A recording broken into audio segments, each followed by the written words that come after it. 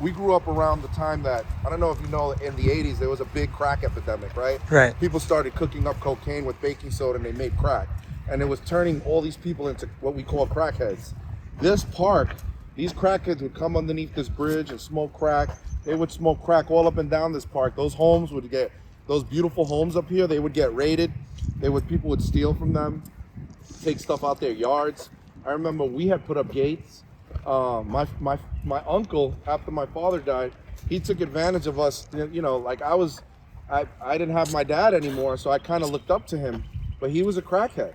Wow. You know, and later on in life, he saw the error in his ways, but he took advantage of me and my brother because we loved him. He was our uncle, and he would say, "Hey, can I go into, you know, the yard, and I want to borrow some of your father's tools?" Because my father was a very handy person. He liked to work on his own cars. He liked to fix up the house. And he would steal the tools. He would never bring them back. He would go into the yard, take the tools and sell them so he can buy crack. And we didn't know. But it was so bad. And I saw this growing up. And, you know, not only that, as a kid, I did some stupid things, you know, trying to help my mother make money before I got a job. A lot of the Puerto Ricans in my neighborhood were like, you know, a lot of people would either steal cars and try to make money off of the parts. And if I saw a car laying in the street that I know somebody took, I would try to get a couple of parts of it to sell to the parts guy to make a little money. And, you know, I got arrested one time, well, more than once, doing stupid things as a kid, trying to make money. And I saw, you know, like my friends were out there selling drugs and driving fancy cars. And this is the society we grew up in, right? You're not knowing, you're thinking this is the way to make money because look at him, he's driving a brand new Mustang or he's driving a Mercedes Benz and they're my age, you know, and they got 3 girlfriends, you know, and I'm like, yeah, that's cool. And then, you know, you realize, no, it's not. And I think about,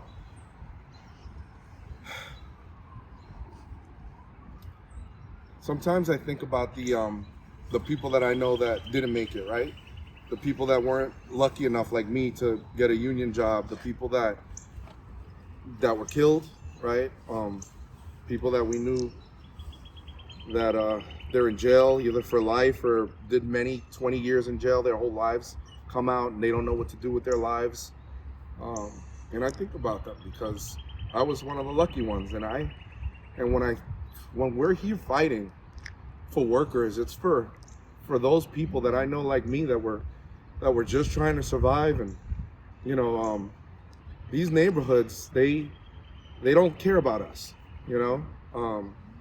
Things are changing. We're trying to make sure that people understand that we have to care for our communities, care for one another, but it's still hard.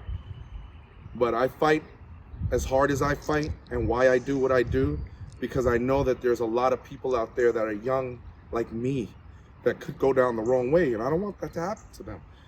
I want them to be able to find a good job where they can sustain themselves, and every company deserves to have that for their workers.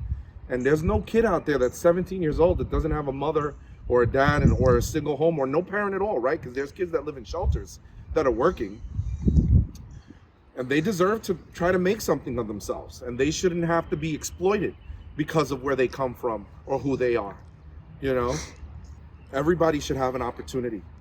And, you know, these companies, they've taken too much from us, and we need to take it back, you know? And I don't want to see it anymore. I don't want to see poverty. There's no need for it. We have the monies out there. There's over 700 something billionaires that have more money than trillions of working families. There is no reason for it. So I don't want to see kids in the street trying to sell drugs because they can't find another way and getting shot and killed and killing each other or stealing from one another. There's no reason for it. We can help everyone. So they have a lot of questions for you. Great. Yeah. So they want to know a lot more details and. Worker in UPS besides management is union, and it is a very diverse group. Are there more white workers in areas like Long Island? Yeah, but the majority of the workforce, there are a lot of black and brown workers, a lot of Puerto Ricans, a lot of Dominicans. As far as Latinos goes, we have people from El Salvador, we have people from Mexico, we've got people from Guatemala, Nicaragua, Colombian, many different Latino races and also, South American. We also have a big contingency of, when we talk about black workers, you have your African American, yes, but you have your Haitians, you have your Jamaicans, you have your even some of the like you got folks from Guyana and Trinidad. Some are black, some are more Indian, but we have a very, very diverse workforce, work environment. I mean, even in '97, it was, there were more. I would say there were definitely maybe earlier, in '97 there were probably a few more white workers, but it's very mixed. It's very mixed. The bosses were very white in '97. I noticed that there was a little diversity in that. Like there was more Latino and more black managers and supervisors, but still the majority of the ones that control the company are mostly all white. Like very few women. In the management or in the No. drivers? Even with the drivers, the population of women drivers has gone up, and I mean it's gone to the point where women are really taking their place in our workforce. They've created their own committees. So we have like in Local 804, we have the ladies of Local 804.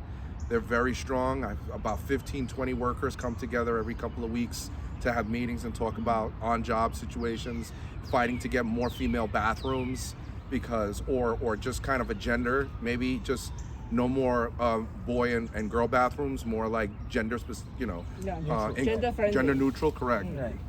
Because for a long time, most of our facilities had 3 or 4 male bathrooms and then maybe 1 or 2 female bathrooms, and the women have to go so far to get to it, and it wasn't fair. So yeah, little by little you see that changing. What percentage of women actually, roughly? I would say they gotta be about maybe 15 or 20% at this point. Okay. But we're going back when it was only like 3, Right. 4, and now like it's just a more diverse work group. You have, you have a lot of LGBTQ now. So you have the LGBTQ Teamsters caucus, which is really good. It's the first time we've ever had that, and it's really nice because it's the their symbol is the 2 horses like this, but it's like a rainbow in the wheel. It's really nice. And a lot of our early on when women started doing the work, more of them were the type of manly lesbian type woman, and now more and more you still have that, but you also have very feminine women doing the job. And and they're working together, and we're working with them, and there's a good unity there and a respect, because one thing about being in a union that I always liked, it doesn't matter if you're a man or woman or if you're queer, it's like whatever you're doing, the job, you make the same money, right? It's equal work for equal pay for all the people, and our union has always fought for that. And yeah, it may have been a lot more conservative back in the early 90s and the 80s, but it has changed a lot, especially in the last 10 years. That I have to say that I'm very proud of seeing grow, in our union. But when we talk about, bringing workers together and taking on job place issues, right, as a shop steward, I felt like the drivers had always had that culture of standing together and fighting the boss. They had parking lot meetings. They would like come early before work, go in the parking lot, and they would talk amongst one another about things that they were dealing with. One thing I've learned about contracts is that these companies, they think they're so big and powerful that the minute the ink dries, they're violating the contract. I'm talking about like there's not even a wait. Like we won this new contract and right away they started violating it. It takes a strong group of workers that have a culture of taking on the boss to hold them accountable to it, right? So you got to have workers that are willing to file grievances and stand up to the boss, have collective action, right? Marches on the boss. When you got 15, 20 workers all yelling the same thing because you're violating the contract, you're gonna have a lot more power than one person complaining. What kind of violation? So one of the big ones is them trying to do our bargaining unit work. So we have a clause in our contract, and it's always been there, that if a supervisor is doing our work, the member who puts in the grievance against that supervisor gets double his salary for every hour this guy works. So let's say back before the contract, the workers were making $15 an hour. You catch a supervisor working for 2 hours, you just made $60. You get it? So, but after this contract, our workers now are all making over $20 an hour, and we boosted that up to quadruple pay. So it depends how many times they get caught. The first time they get caught is double pay. The second time they get caught is double pay. But if the same supervisor gets caught working 3 times within a 9-month period, they have to pay quadruple pay. So that's 20 times, right? 4. And so now you're looking at over probably close to $85-$90 an hour, because it's like 20 something and change. So why the supervisor wants to do the? So a supervisor wants to do the work because when they do the work, they look better. So let's say you four are working on this conveyor belt, right? All of us are taking packages. This is a belt, not rocks. Let's pretend. Right. This is a belt, not rocks. And the packages are coming down the belt. Our trucks are here, right? So you have a step where you're actually stepping on a belt as well, but it's not moving. It only moves at night when the trucks come in, because then they dump them onto the floor and it goes out. So in the morning, they're coming down this belt so that you can load your vehicle. So you're taking a package from here, you're loading your vehicle. So you got 4 workers, all have about 4 or 5 trucks each to load. So the supervisor will come by and ask one of them if he wants to leave. The least amount of people that he has and gets a lot of amount of work done makes him look good, On the company's. so that he can get a little pat on the back from the boss, I right? see. And that's the supervisors. So they'll tell this guy, hey, you can go home, and they'll try to help out, so that it makes him, now he's doing the work. So a worker that's educated and knows about the union and knows his rights will say, are you paying me my guarantee? Because our part-time workers are guaranteed 3.5 hours of work. A lot of them like to stay 5 hours sometimes. But if a worker that doesn't know, he'll be like, oh, I can go? He's like, yeah, go ahead. He'll leave and he'll lose that money. Because he's not thinking that he's messing up everybody else now. But this guy now is going to come in and pretend to do his work, and he's going to look better because now he did the same amount of work with 3 people. So this guy now is like, oh, you want to play that game? I'm going to put in a grievance.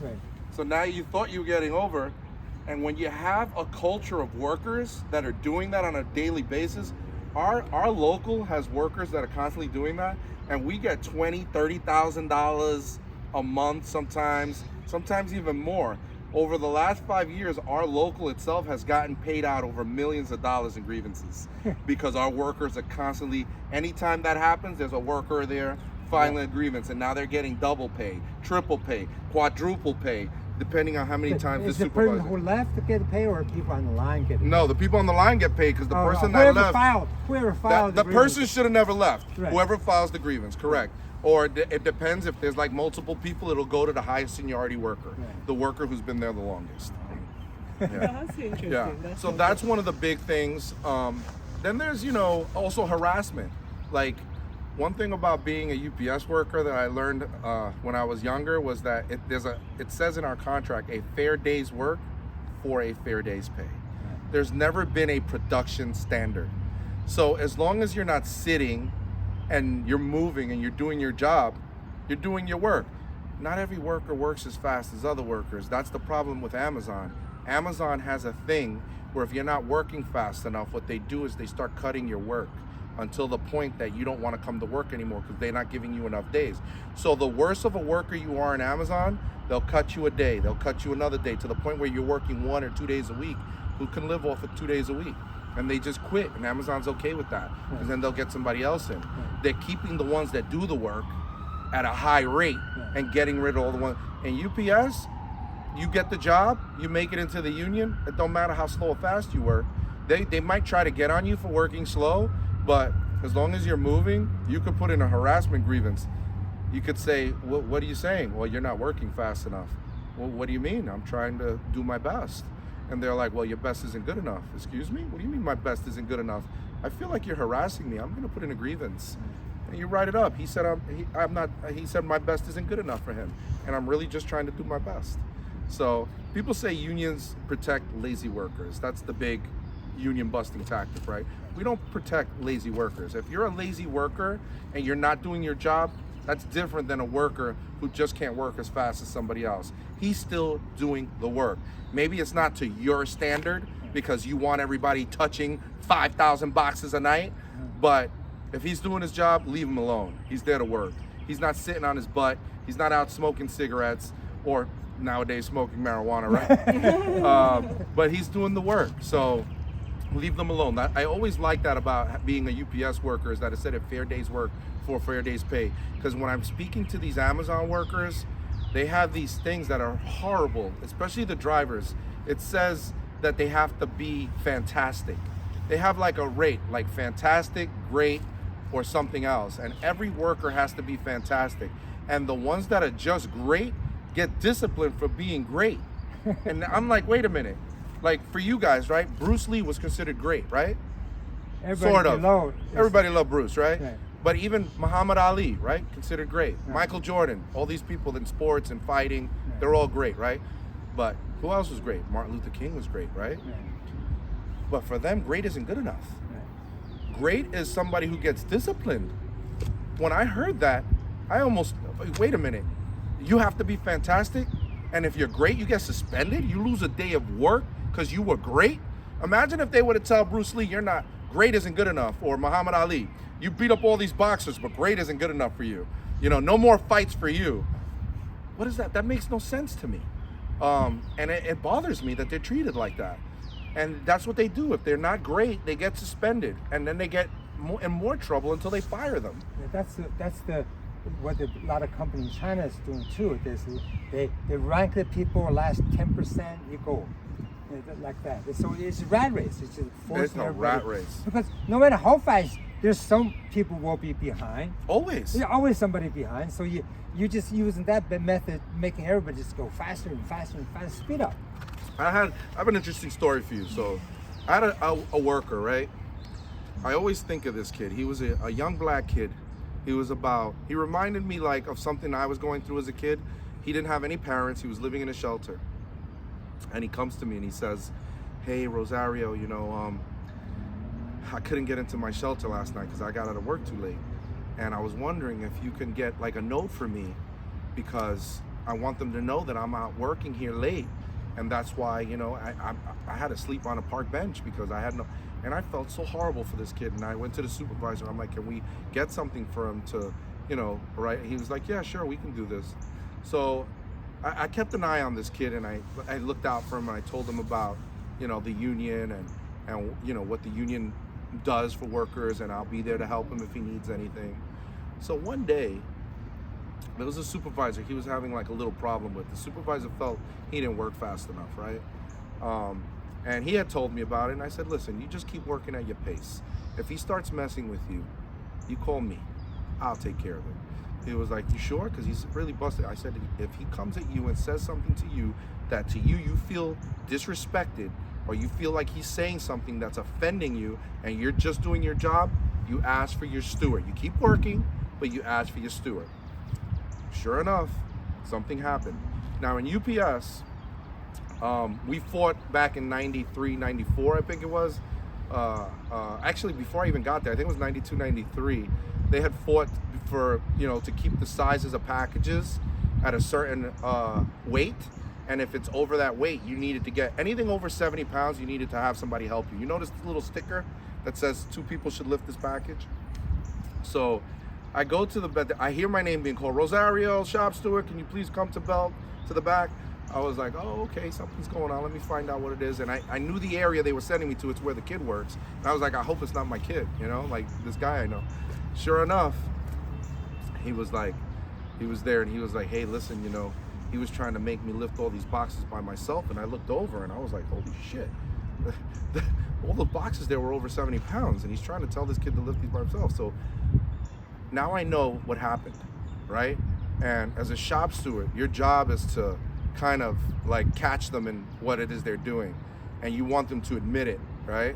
So now it becomes me interrogating the supervisor to get him to admit what he did wrong, and I want him to do it in front of his superior. So I start making a big stink back there, and I'm like, the kid approaches me, And he's like, the supervisor, he goes, yeah, you're Rosario, right? And I'm like, yeah, I'm Rosario, what's up? He's like, I asked him, this guy, he's being insubordinate. I'm like, how's he being insubordinate? And he's like, well, I told him to move these boxes into the trailer. I said, did you?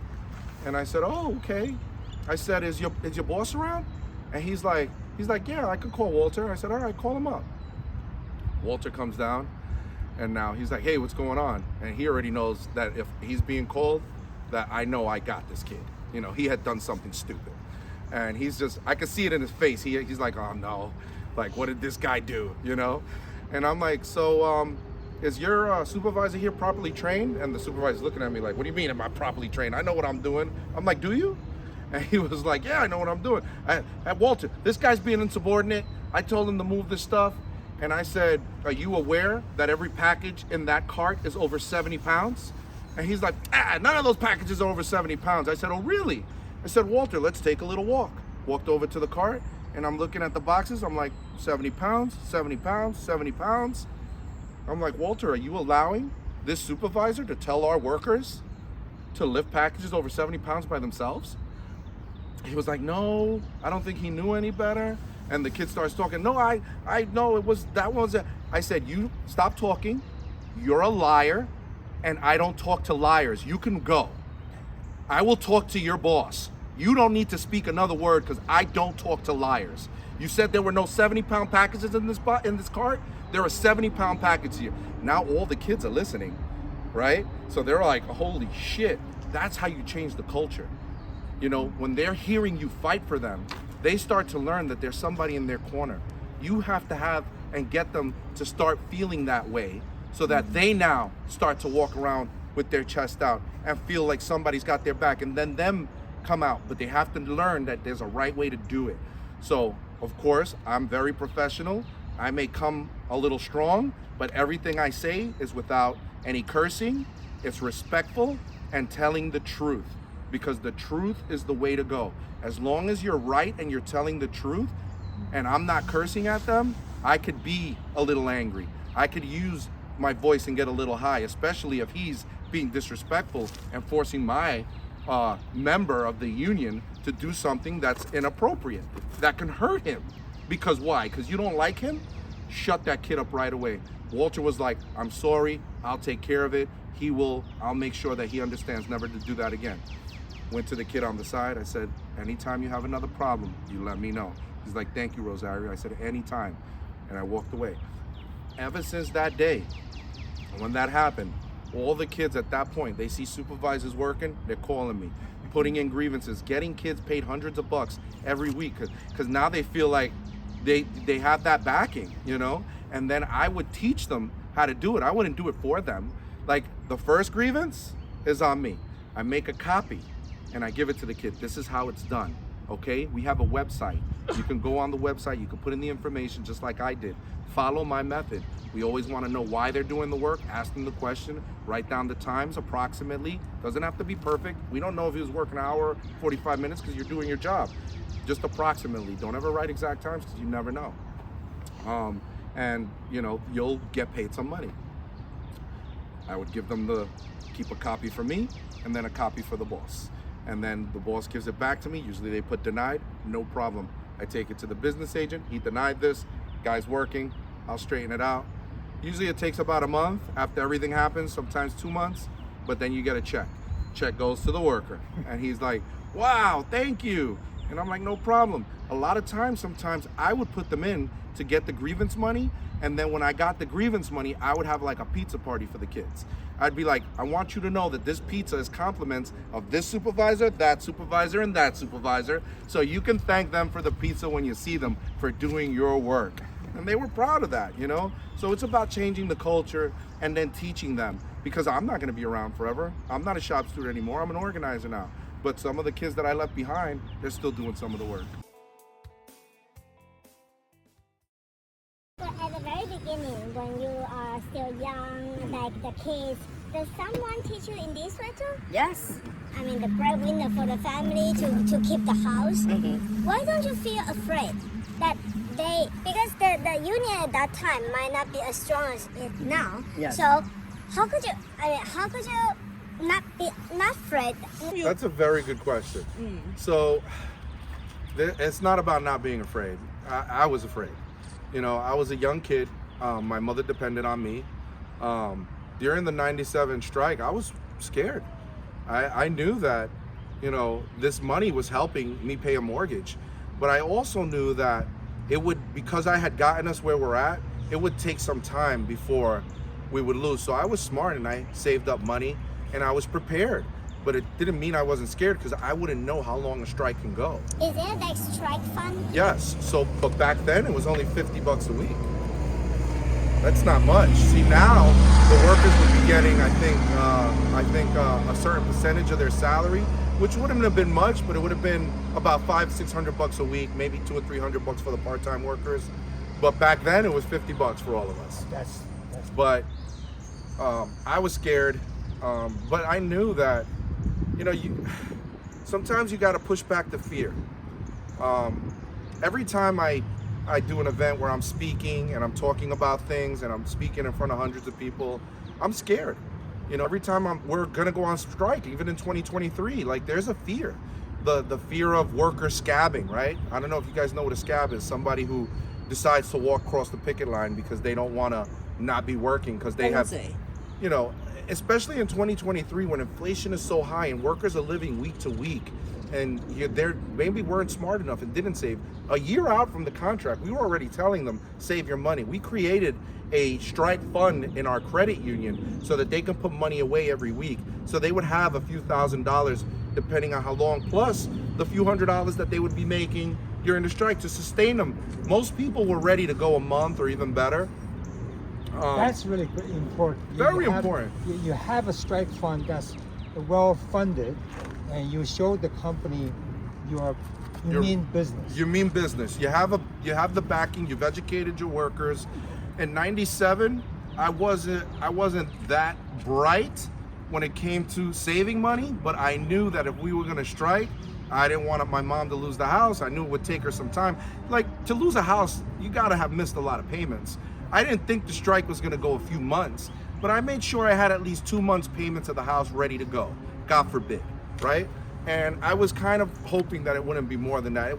I never knew what a strike was. It would be my first time, so I didn't really know what to prepare for. So me in my head, I said, you know, and back then the mortgage wasn't really that much. It was a few $100 a month. So I said I could save this much, keep a little bit aside for food, and we should be fine. But I was scared. But I knew that there's no way I'm crossing this picket line, because the minute one of us breaks and other people start crossing the picket line, then what's the point? Like, we're fighting to get more for everyone. So we have to stand together. There's no walking through this picket line. We have to have a united front to show this company that we mean business. And when you have 185,000 workers doing that across the country, you mean business. Was that during that strike? Was anybody across the picket line? The only people that crossed the picket line during that strike, from my understanding, were workers that were training and not in the union. And a lot of supervisors doing the work, and we were letting them have it going in and out. There were even trucks that were destroyed out on the route. I mean, I don't know who did it. Yeah. You know, broken window here, pop tire there. You know, things happen. Yeah. But there weren't cameras and phones like there are now. For the next question, the fear of 2023. Now, mind you, I'm close to 50 at this point. I'm a general in this war against UPS. And I keep calling it a war because to me it's a war against us, you know, and it is. And we're an army ready to take them on. But the fear was in that one that people had not saved enough and that people would be breaking the line early.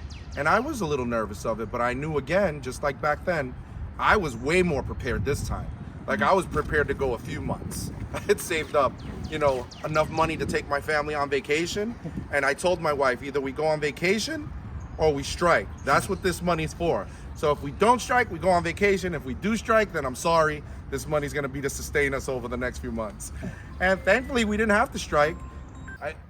I did want to strike the company, but when I saw what we were getting out of this contract, I mean, we're talking about 40% increases you got drivers making, you know, $49 an hour by the end of this contract. You have part-time workers that are going to be making $25, some of them $30 at the end of this contract. We fought for air conditioning in the vehicles. We got an extra holiday, Martin Luther King Day. There's so many different things. Our vacation weeks, if we didn't want to take a week vacation, we could split it up into days, and you could have more optional days or sick days. There's so many things that we won in this contract that I was really, really proud of. But yeah, I think that I don't think that you're ever not scared. It's a matter of fighting through your fears. Yeah, you know, workers, it's natural to be fearful. It's natural to be scared, but it's not the workers, it's not being a coward and running away from the fight. It's about pushing yourself past your fears, you know? So I think that whether you're scared or not, when it comes down to a fight like this, you got to push past your fear and you got to keep moving forward.